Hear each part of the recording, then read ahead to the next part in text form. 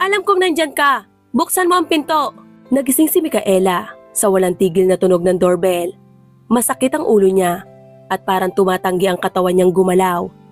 Ang malakas na katok sa pinto ay parang umaalingaw-ngaw hanggang sa kanyang mga paa. Pinilit niyang bumangon, kumapit sa dingding at marahang naglakad papunta sa pinto. Sa labas, nakatayo si Tony, ang matalik niyang kaibigan. Isang napakagandang babae, blonde ang buhok at alam ang halaga niya. Sa kabila ng maagang oras, perpekto pa rin ang kanyang itsura. Walang kapintasan ang kanyang kulot na buhok, suot ang pang-araw-araw na make-up, isang kaswal na bestida at mataas na takong. Sa opinyon ni Tony, anumang sapatos ang mas mababa sa 3 inches ay hindi matatawag na totoong takong. At ang ganoong klaseng sapatos ay hindi kailanman nagkamit ng kanyang respeto. Tinatawagan kita simula kahapon. Agad na banat ni Tony pagkapasok sa hallway. Sige, naiintindihan ko kung pagod ka sa trabaho tuwing weekdays at gusto mong matulog ng maaga. Pero Friday kahapon, kahit papano, pwede naman tayong magkwentuhan. O baka naman pinagbawalan kanyang makipag-usap sa akin. Hoy Sian, nagpaka-domestic tyrant ka na ba? Natatakot ka bang iwanan ni Micaela dahil sa impluwensya ko?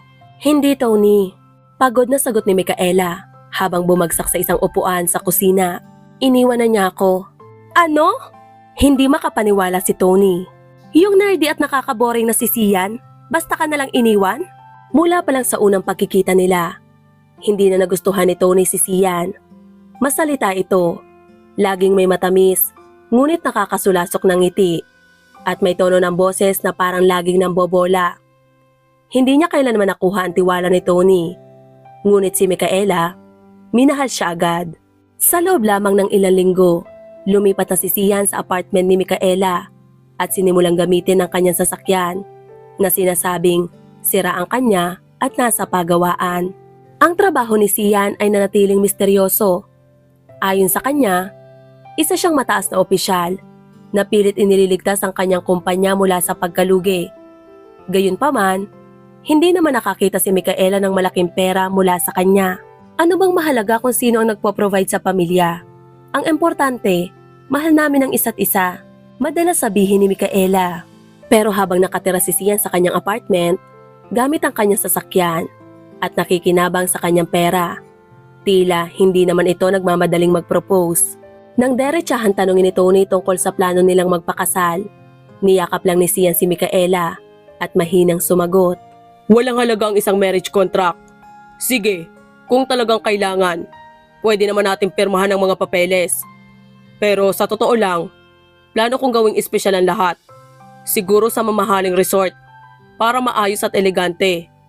Pero bago yun, kailangan ko munang iligtas ang kumpanya ko para magkaroon ng matinong kita. Siyempre, Tony, kung atat ka ng ipagdiwang ang kasal namin ni Mick, ngayon na, pwede naman tayong gumawa ng paraan para masatisfy ka. Hindi ko nga lang maipapangako ang mamahaling restaurant o limousine. Pinakamaganda na siguro ang isang masayang hapunan sa bahay. Habang nagsasalita si Sian, nakatitig lang si Micaela sa kanya na parang isang tapat na tuta, puno ng paghanga at pagsamba. Matindi niyang tiniyak sa lalaki na maghihintay siya, na sumasang-ayon siyang walang halaga ang opisyal na kasal. Ang mahalaga ay ang pagmamahal. Hindi makapaniwala si Tony sa nakikita at naririnig niya. Paano nangyari ito?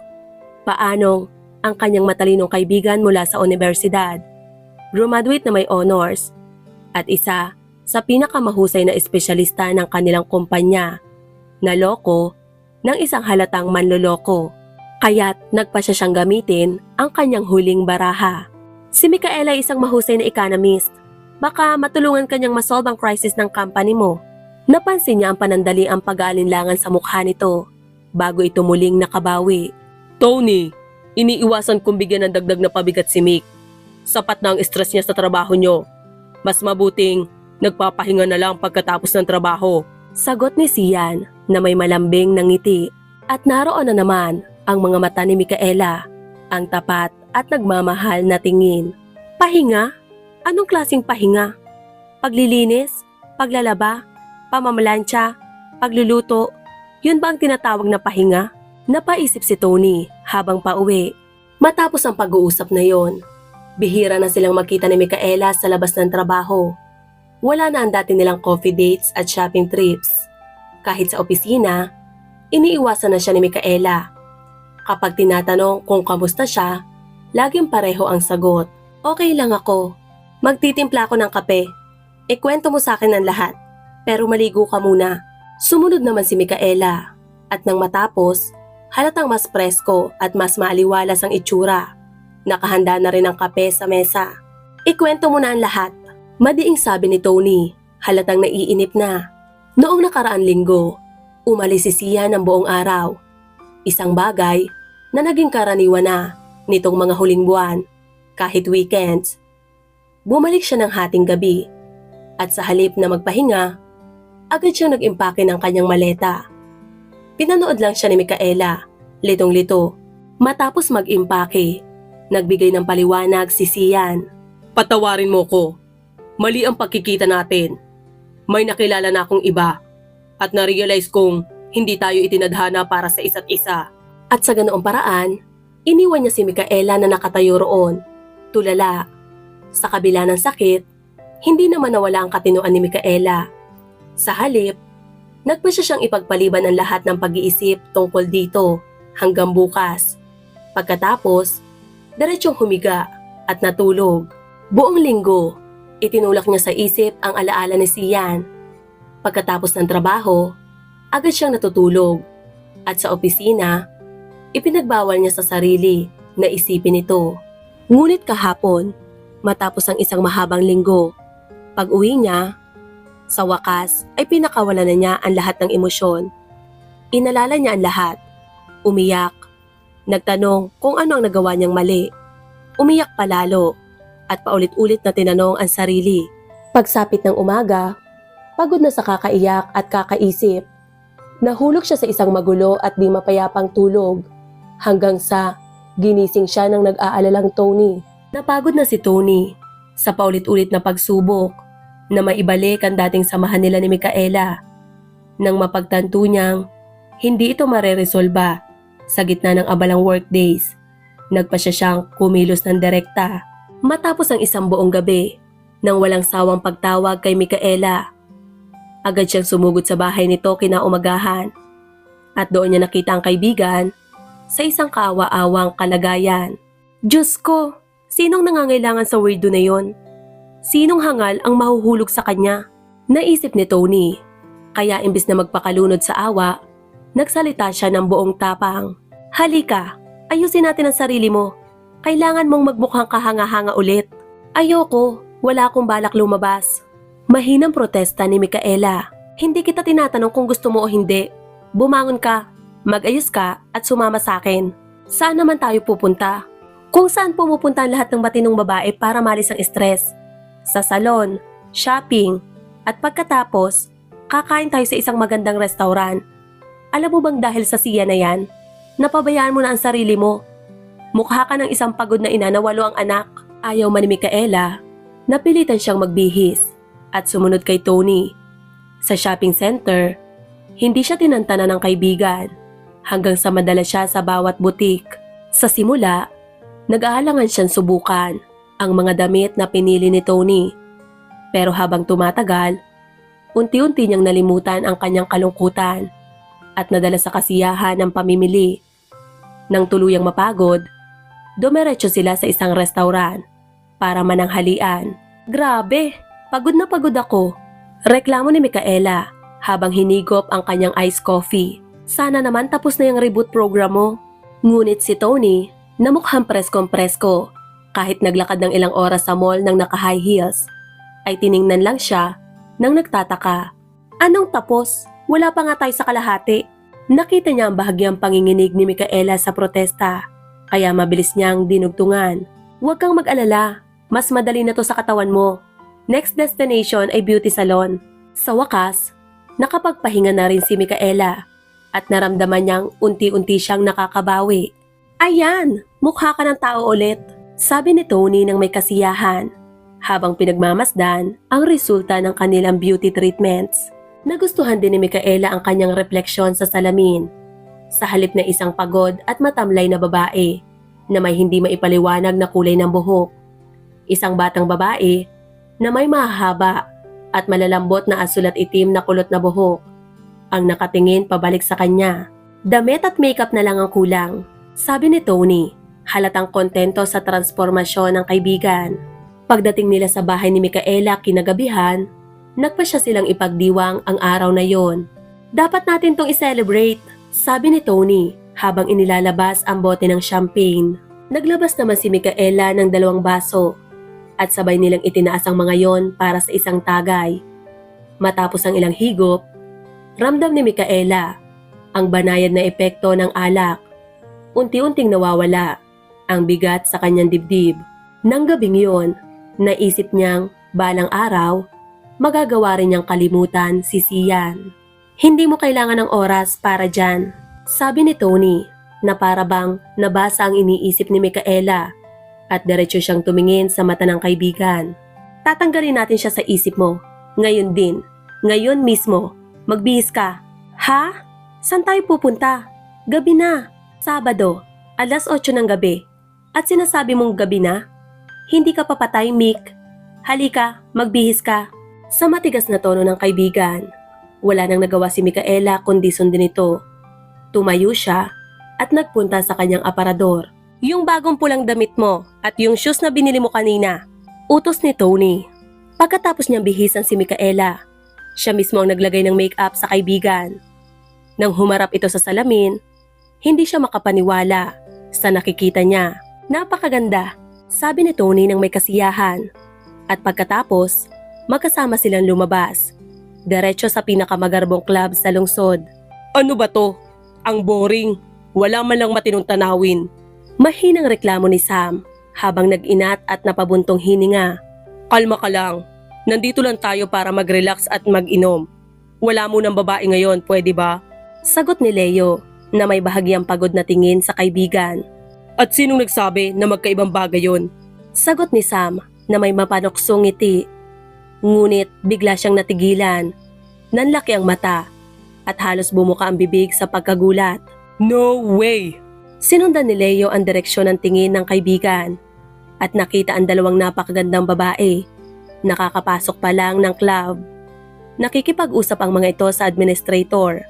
Nakalaunan ay tinuro sa kanila ang isang bakanteng mesa. Leo, alam mo namang hindi natin sila pwedeng palampasin. Halos nauutal na sabi ni Sam, hindi makapaniwala. Sandali, sigurado ka bang wala silang kasamang mga lalaki? Tingnan natin. Agad na tumayo si Sam at tinungo ang mesa ng 2 babae. At walang nagawa si Leo, kundi sundan ang kaibigan. Hi! Pwede bang makisali ang 2 lalaki sa inyong masayang gabi? Pagbibirong sabi ni Sam. Kung may maganda silang hangarin, bakit hindi? Napangiti ang nakablond na babae at sumagot ng may parehong mapaglarong tono. Bakit niyo naman kami pagdududahan? We'll do anything para makuha ang magandang opinyon ng mga kagalang-galang na mga dilag. Kung ganon, malugod kayong tinatanggap. Habang nagaganap ang mga palitan ng mga salita, nahirapan si Leo na panatilihin ang kanyang kapanatagan. Buong-buo ang kanyang atensyon sa kasama ng dalagang blonde, ang napakagandang morena. Ang mahahabang itim at kulot na buhok nito ay bumalot sa kanyang magandang mukha, habang ang kanyang mga mata ay kumikislap na parang hiyas. Ang mahinhin, ngunit kaakit-akit na hubog ng kanyang katawan ay may di maipaliwanag na panghalina.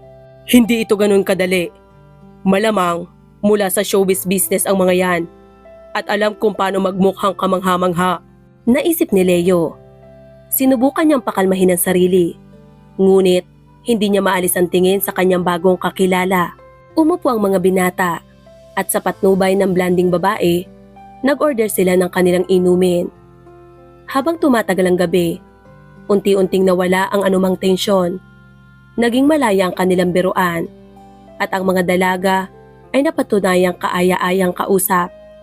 Sa loob lamang ng ilang oras, parang matagal na silang magkakakilala. Ano sa tingin mo sa ating mga bagong kaibigan?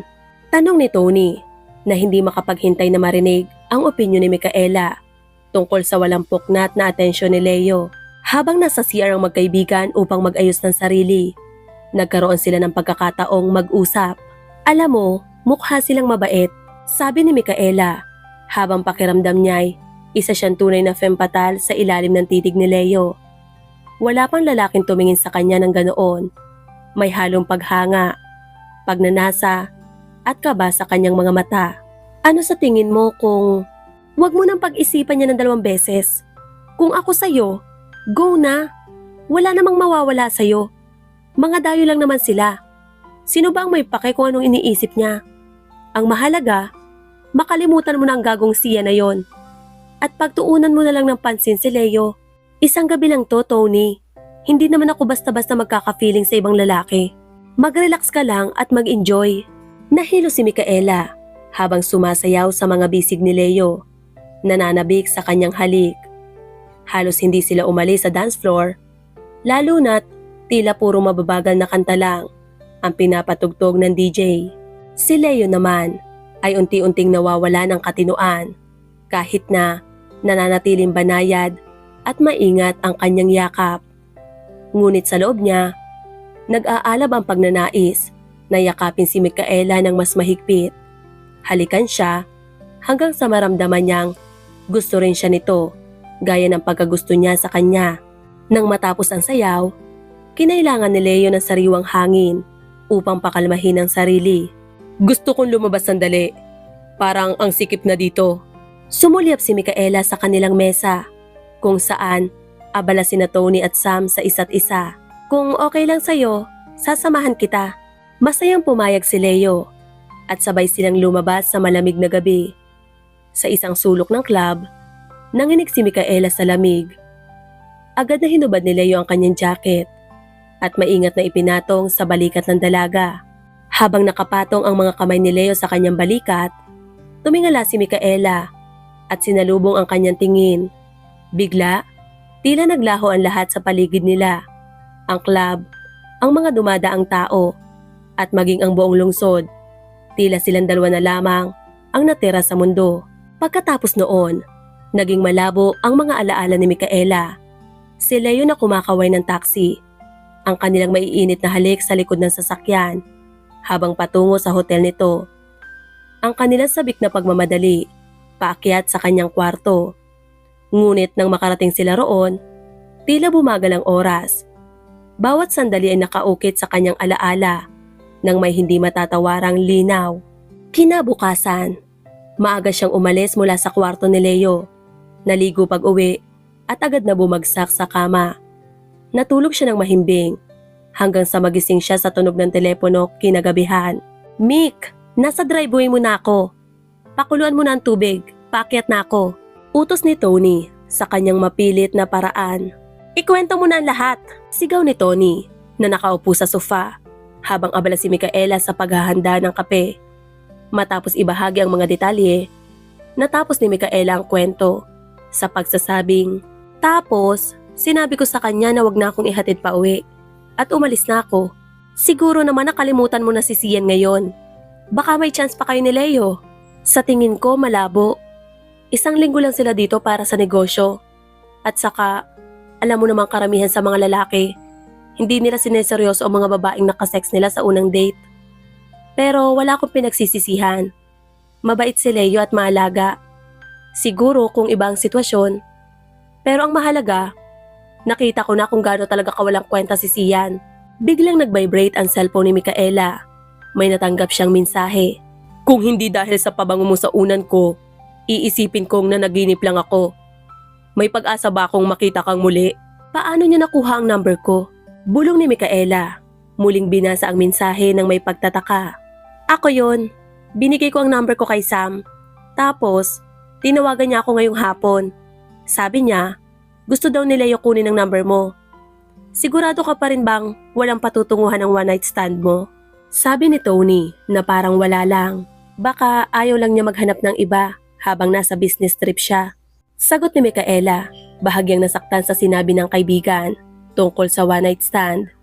Napansin ni Tony ang reaksyon nito at agad niyang binawi ang kanyang sinabi. Sorry, hindi ko sinasadya. So, anong isasagot mo? Wala. Tatapusin ko na to bago pa magsimula. Ayoko nang mahulog sa isang tao para lang masaktan ulit. Nagpasya si Tony na wag nang makipagtalo.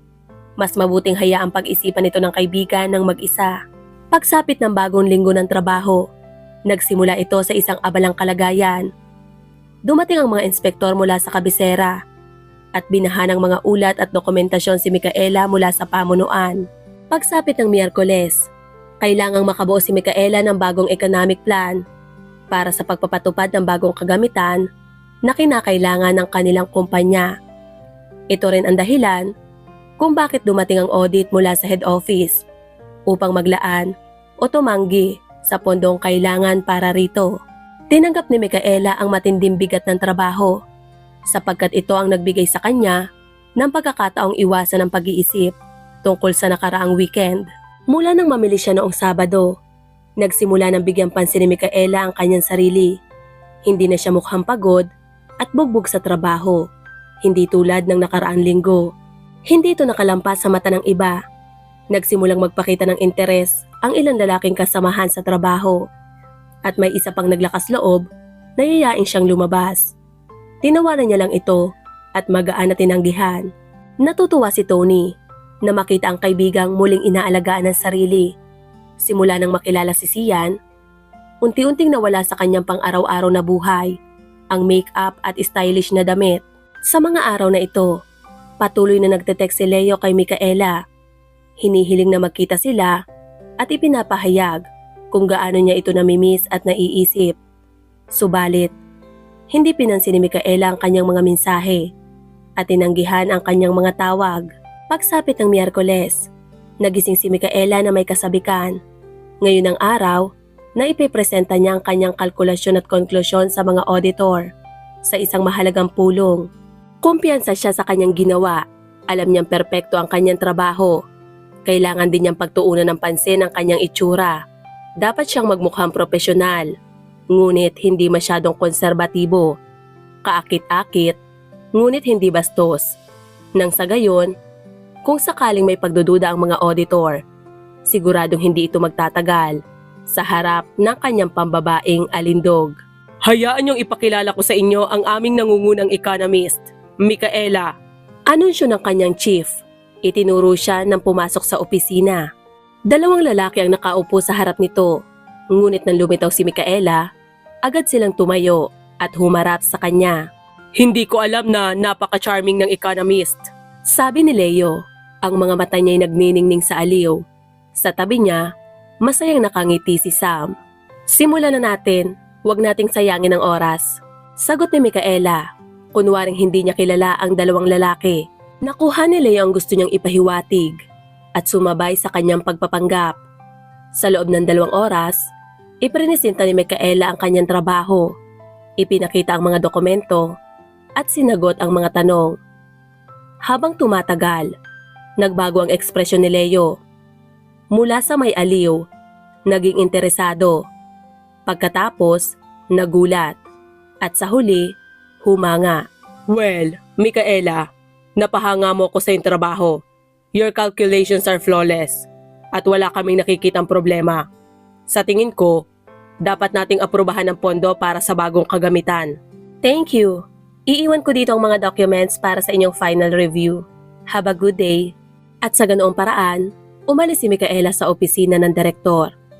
Matapos makabawi ng hininga, dumiretso si Micaela sa kanyang opisina. Balak tawagan si Tony para sa isang agarang lunch meeting. I got you.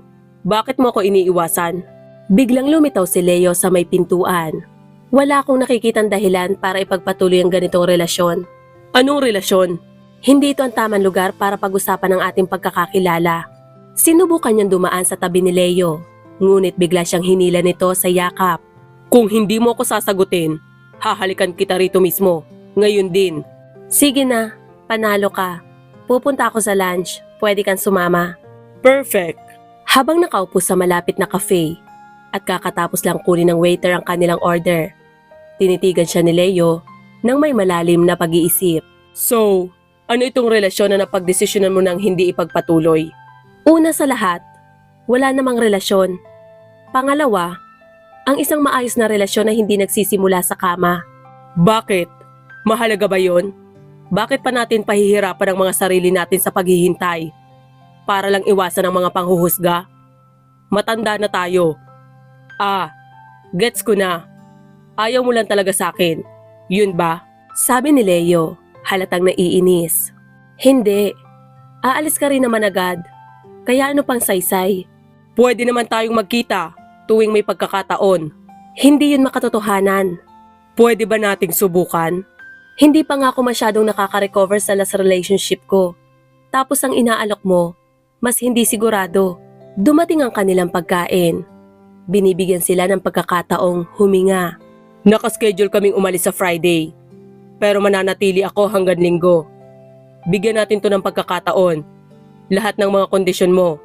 Manood ng sine, kumain sa mga restaurant, lumakad sa ilalim ng buwan, pero walang kama. Nag-aalangan si Micaela, halatang kinakabahan. Sige, subukan natin. So, ngayong gabi, 8 p.m., saan kita susunduin? Ibinigay ni Micaela ang kanyang address. Simula nung araw na yon, halos hindi na sila mapaghiwalay. Tuwing gabi, darating si Leo na may dalang mga bulaklak at magkasama silang lalabas. Karaniwan nilang nilalasap ang hapunan, nanonood ng sine, o naglalakad sa parke. Sa isa sa kanilang mga date, sa isang restaurant, napansin ni Micaela si Sian. Nakasalo ang anak ng isang kilalang negosyante sa lugar. Aba, nakahanap siya ng mas malaking pitaka. Naisip niya nang walang emosyon at agad niya rin itong nakalimutan. Napansin din siya ni Sian at sinadyang magpapansin.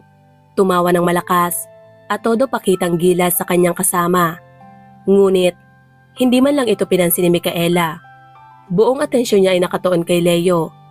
Ang titig nito na punong-puno ng paghanga, pagnanasa, at lungkot ay tuluyang bumaliw sa kanya. Ang kinatatakutan niyang mangyari ay nagkatotoo. Umiibig na naman siya ng walang pag-aalinlangan. Ipinapakita ng kilos ni Leo na pareho ang nararamdaman niya. Ngunit, kumbinsido si Micaela na makakalimutan lang siya nito pag alis niya. Tuwing gabi, inihahatid siya ng binata sa kanyang apartment. Hinahalikan siya ng buong lambing at pagkatapos ay umaalis. Ngunit sa huling gabi nila, hindi na niya kinaya. Nang palis na si Leo, hinawakan ni Micaela ang kanyang kamay at bumulong. Please, stay. Are you sure? Pinilit ni Micaela na tumango. At sa sandaling yon, naglaho ang mundo sa paligid nila. Hanggang silang dalawa na lang ang natira. Lumipas ang 1 linggo. Nasa bahay ni Tony si Micaela, kung saan magkasama nilang ini-enjoy ang cake at iced coffee. Gusto mo bang i-reboot ang buhay mo? Nakangiting tanong ni Tony. Hindi na. Maayos na ang lahat. Sa trabaho, sa bahay, at sa puso ko. Araw-araw kaming nagtitext at punong-puno ng pagmamahal ang mga text niya. Napabuntong hininga siya. Tila nangangarap. Hindi niya hinatid si Leo sa airport. Hanggang sa pintuan lang ng apartment. Hinalikan niya at tahimik na isinara ang pinto sa likod niya. Pinili niyang hayaan na lang ang tadhana. Kung makalimutan siya ni Leo, tatanggapin niya yon. Pagkalabas ng binata sa kanyang pintuan, naghihintay na ang bago niyang buhay. Mga bagong responsibilidad. Wala na siyang oras para magdusa sa isang pag-ibig na maaaring hindi magtagal. Kinagabihan, nakatanggap siya ng isang mensahe. Miss na kita, sobra. Maingat na pinag-isipan ni Micaela ang isasagot. Ayaw niyang magmukhang masyadong nahuhulog. Kaya simple lang. Ako rin. Simula noon, bawat umaga ay may mensahe siyang natatanggap. Good morning my fairy. At sa gabi, nagbabahagi sila ng kwento tungkol sa kanilang araw. Palagi siyang sinasabihan ni Leo kung gaano siya namimiss, kung paano niya iniisip ang kanilang huling gabi, at kung paanong pinapangarap niyang magkita silang muli at hindi na muling maghiwalay. Ngunit handa si Micaela sa araw na mawawala ang sigasig ni Leo at tuluyan siyang makalimutan. Iyon ang sinabi niya kay Tony. Baka naman may nararamdaman talaga siya para sa'yo. Anong nararamdaman? Pagkatapos lang ng 4 na date? Isa siyang seryosong businessman. Gusto lang niyang magpahinga, magpalipas oras. At dahil matalino at disente rin siya, naisip niyang dahan-dahan akong layuan para hindi ako masaktan. Hi Micaela! Noon, napasukan ng kape. Ngayon, hinihihipan mo na pati malamig na tubig. Parang gano'n na nga. Kinabukasan, araw ng linggo, napagpasyahan ni Micaela na magpahinga at matulog ng mahaba. Ngunit nagising siya sa tawag ni Leo. Can you imagine? Napagkasunduan namin na ang pagbili at pag-install ng bagong kagamitan ay dapat under ng aming mahigpit na pangangasiwa. Kaya lilipad ako ngayong hapon. Dinner tayo. Anong oras kita susunduin? Nag-alinlangan si Micaela. Nagulat sa balita. Pero agad siyang nagpasya. Dumiretso ka na lang dito sa bahay. Naunawaan ito ni Leo. Ngunit hindi niya napigilan ang pagbibiro. Gutom na gutom ka na ba? Ibinaba ni Micaela ang tawag at nagbihis. Halos wala ng laman ang kanyang ref dahil hindi naman siya gaanong kumakain nitong mga nakaraang araw. Pero ngayong nag-imbita siya ng lalaki sa kanyang bahay, alam niyang kailangan niyang maghanda ng pagkain. Pumunta siya sa pinakamalapit na supermarket. Dumaan sa shortcut sa maliit na hardin sa likod ng kanyang bahay na patungo sa service entrance kung saan dumarating ang mga delivery truck. Isang truck ng grocery ang nakaparada roon at may narinig siyang mga lalaking nagsisigawan. Malamang mga kargador. Nang lumapit siya, napatunayan niyang tama ang hinala niya. Isang lalaking mukhang manager ang nakatayo at pasigaw na inuutusan ang dalawang gusgusing trabahador na walang pakialam at patuloy lang sa pagbubuhat ng mga kahon. Hindi sila pinansin ni Micaela hanggang sa lumingon ang isa sa mga kargador at agad niyang nakilala si Sian. Mabilis siyang yumuko at nagtago sa likod ng truck. So, ito palang malaking kumpanya at mataas na posisyon ni Sian. Talagang nagsinungaling lang siya at nabuhay sa pera ko. Ang tanga ko. Pero, paano naman naloko ni Sian ang mayamang babaeng yon? Hindi ba siya nahanapan ng maayos na boyfriend ng kanyang ama? Habang namimili, patuloy siyang nag-isip tungkol dito. Pagbalik niya, wala na ang truck, kaya nakahinga siya ng maluwag. Umaasang umalis na rin si Sian. Ngunit, naroon pa rin ito, nakaupo sa sahig. Nagyoyosi kasama ang katrabaho. Nang makita siya, agad siyang tinawag nito. Mick, ang dami mong pinamili. Hindi ko napansin dati na ganyang ka pala katakaw. Kumakain ka pa sa mga restoran. Tapos namimili ka na parang pantatlong tao. Sabi nila, mahirap pakainin ng lalaki. Pero ikaw yata ang mas malakas kumain. Paano ko nga ba siya nakasama ng isang taon? Galit na naisip ni Micaela. Pero sa halip na uminit ang ulo, kalmado siyang sumagot. May halong pangaasar. At ikaw naman, kita ko na talagang itinatayo mo ang negosyo mo mula sa pinakaibaba. At oo, ang laki nga ng sasakyan mo. Habang nag-iisip pa si Sian ng isasagot, agad na tumalikod si Micaela at nagmadaling umalis. Pagka-uwi, inihanda niya ang lahat para sa pagdating ni Leo. Nilinis ang bahay, inayos ang mesa, at sinabihan si Tony na wag muna siyang tawagan. Nagsuot siya ng kanyang paboritong damit.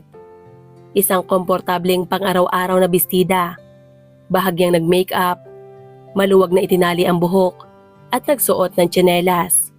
Nang tumunog ang doorbell, agad niyang binuksan ang pinto. Naroon si Leo, mukhang pagod, pero may hawak na isang napakalaking bouquet ng rosas. Walang sabi-sabi, hinila siya nito palapit. Hinalikan ng matagal, at pagkatapos ay nagsalita ng may halong paghingi ng tawad. Hindi ako sigurado kung ano ang ibig mong sabihin sa dumiretso na sa bahay mo, kaya dinala ko ang maleta ko. Naiintindihan ko. Halika, ipapakita ko sa'yo ang lalagyan mo. Mag-shower ka muna tapos kakain tayo. Nakangiting sabi ni Micaela. Habang naliligo si Leo, hinanap naman niya ang isang vase para sa mga rosas. Paglabas ng lalaki mula sa banyo, ngumiti si Micaela at sinabing, ngayong gabi, dahil espesyal ang pagdating mo, inayos ko ang mesa sa sala. Pero sa susunod, sa kusina na tayo kakain. Thank you, my love. Ngayon naman, gusto kong ibigay sa iyo ang isang maliit na regalo. Saka lang napansin ni Micaela ang oblong na kahon sa kanyang mga kamay. Binuksan niya ito at bumungad ang isang napakagandang gold na relo. Kumikinang ang maliliit na bato sa halip na mga numero. Sana hindi ito masyadong mahal. Micaela, sino bang may pakialam? Nang makita ko to, agad kitang naalala. Hindi ba ako pwedeng magbigay ng regalo sa taong mahal ko? Ang salitang mahal ay parang kidlat na tumama kay Micaela. Biglang uminit ang kanyang pakiramdam. Parang sasabog ang puso niya sa bilis ng tibok nito. Halika na, papakainin na kita. Biglang tumunog ang doorbell. Tumayo si Micaela at sumilip sa peephole. Bumagsak ang kanyang puso. Si Sian ang nasa labas ng pinto. Dahan-dahan siyang bumalik sa sala. Pilit pinapanatili ang pagiging kalmado. May problema ba? Tanong ni Leo. Napansin ang pag-aalala sa kanyang mukha. Oo, pero ayoko nang idamay ka pa. Micaela, nasa buhay mo na ako. Kaya gusto mo man o hindi, damay na ako. Tumayo siya at naglakad papunta sa pasilyo. Narinig ni Micaela ang tunog ng kandado na bumukas. Kasunod ang galit na sigaw ni Sian. Pero biglang natahimik. Mabilis siyang tumakbo palabas. Nakita niyang isinasara na ni Leo ang pinto. Anong nangyari? Pilit niyang pinapakalma ang sarili. Pero may bahagyang panginginig sa kanyang boses. Niyakap siya ni Leo at marahang inakay pabalik sa kwarto. Bumalik ang ex mo. Halata naman sa dala niyang maleta. Pero pinaliwanag kong may nakatira na sa lugar na to. At yun na yun. Lumipas ang mga araw ng napakabilis. Nagpapalitan sila sa paghahanda ng almusal bago pumasok sa trabaho. Sa tanghalian, madalas silang kumakain sa mga cafe. Minsan kasama si Tony. Sa gabi naman, naglalakad sila sa parke, nanonood ng sine, kumakain sa labas, o simpleng nagpapahinga sa bahay.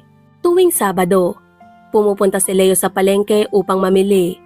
Ang Linggo naman ay para sa kanyang mga lutong bahay na laging sinusundan ng mahabang kwentuhan sa sofa. At syempre, may mga gabi rin. Mga alaala na nagpapagulo sa isipan ni Micaela at nagpapabilis ng tibok ng kanyang puso. Labis siyang umibig sa banayad at mabait na lalaking ito na naging napakahalaga sa kanya. Ngunit kasama ng damdaming ito ang takot. Papalapit ng papalapit ang kanilang paghihiwalay at batid ni Micaela na iyon na ang huli. Aalis si Leo at hindi na sila muling magkikita. 3 araw bago ang kanyang pag-alis, inanyayahan siya ni Leo sa isang restaurant. Lahat ay tila normal. Ang alak, masarap na pagkain, at ang hindi minamadaling usapan. Subalit may bumibigat na tensyon sa hangin. Ramdam ito ni Micaela. Sa bawat hibla ng kanyang pagkatao, unti-unting nauubos ang kanyang lakas. Micaela! Nagsimulang tumitig si Leo sa kanya at naghanda siya sa katapusan. Sa loob lang ng ilang araw, kailangan ko nang umalis. Tapos na ang aking business trip. Matagal ko nang iniisip ang tungkol sa atin. Mula nung araw na magkita tayo, alam kong mahal na kita. Akala ko ang paghihiwalay, distansya, o ang pagsasama ay magpapalamig sa damdamin ko. Pero lalo lang itong lumalim. Kaya gusto kitang isama. Mula sa kanyang bulsa, inilabas niya ang isang maliit na kahon at binuksan ito. Sa loob, isang singsing ang nagniningning. Micaela, will you marry me? Hindi makapaniwala si Micaela sa kanyang naririnig, sa kanyang nakikita, o sa kanyang kaligayahan. Noon lang niya napagtanto kung gaano siya ka-tense buong gabi. Napuno ng luha ang kanyang mga mata at walang salitang lumalabas mula sa kanyang bibig. Hinawakan ni Leo ang kanyang mga kamay. Isinuot ang singsing sa kanyang daliri at marahang idinampi ang mga ito sa kanyang mga labi. Sa wakas, natagpuan ni Micaela ang kanyang lakas ng loob. Leo, paano naman ang trabaho ko? Ang mga kaibigan at pamilya ko? Paano? Maiiwan ang lahat ng yon? Wala akong kakilala dun kundi ikaw. At saan tayo titira? Ngumiti si Leo at marahang sumagot. Simulan natin sa huli mong tanong. Titira tayo sa bahay ko. Malaki ang apartment ko. Masyadong malaki para lang sa akin. Ipapakilala kita sa mga kaibigan at pamilya ko. At sigurado akong magugustuhan ka nila. Mabubuti silang tao mapagmahal. Makikita mo rin ang mga kaibigan at pamilya mo. Pwede natin silang bisitahin o silang bumisita sa atin. Hinawakan niya ang kamay ni Micaela nang mas mahigpit. Ang trabaho mo, magbabago lang ng lugar. Pero sana, hindi mo na rin kailangang mag-alala tungkol dyan. Gusto kong bumuo tayo ng isang maayos na pamilya. Muling nagbabantang pumatak ang luha ni Micaela. Napansin ito ni Leo, kaya tinawag niya ang waiter para sa bill. Matapos magbayad, lumabas sila. Hinawakan ni Leo si Micaela sa bewang habang naglalakad pa uwi. Hinahayaan siyang tahimik na umiyak. Makalipas ang ilang sandali, huminto siya, tumingala, at sinalubong ang mahinahon at mapagmahal na tingin ni Leo. Pumapayag ako. Kinabukasan, si Tony ay nakaupo sa sofa, humahagulhol habang nag-iimpake ang kaibigan. Tony, kalma ka naman. Bibisitahin kita. O ikaw ang bibisita sa akin. May mga cellphone naman tayo. Hindi ka ba masaya para sa akin? Siyempre, masaya ako. Pero aalis ka na. By the way, paano naman ang apartment at kotse mo? Isasara ko ng apartment pagkatapos kong i-disconnect ang utilities. Ang kotse ko naman, ibibigay ko sa papa ko. Bibigyan ako ng bago ni Leo kaya hindi ko na kailangan. Pupunta ka ba sa kasal ko? Bakit mo naman naitanong yan? Sino pa ba ang magiging bridesmaid mo? Sabi ni Tony, pilit nang umingiti sa kabila ng lungkot. Biglang pumasok si Leo sa kwarto. May bit-bit na plato. Gusto niyo bang tikman ang aking specialty? Karne at gulay? Nagtawanan ang magkaibigan at nagtungo sa kusina. Kinabukasan, isang eroplano ang nagdala kay Micaela patungo sa kanyang bagong masayang buhay.